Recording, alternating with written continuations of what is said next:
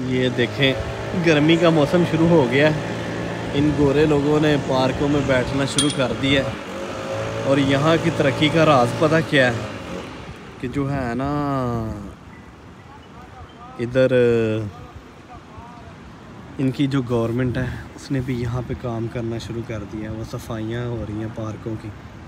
हमारे तो जनाब किसी चीज़ की सफाई नहीं होती, लेकिन ये लोग जो है ना हर जगह पे ये देखें बेंच लगा दिए, घास वगैरह हर चीज़ की कटाई कर दी है। कितना खूबसूरत लग रहा है।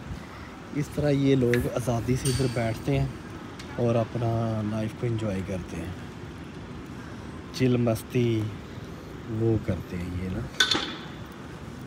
कितने मज़े से बैठी हुई हैं, आराम से एंजॉय कर रही हैं खुले मौसम में। तो ये जनाब जो है ना ये सफाई कर रहा है, ये हवा मार मार के ना सारा कचरा वगैरह इकट्ठा कर रहा है। ये है यूरोप की तरक्की, जिसका हमारे यहाँ नामो निशान नहीं है।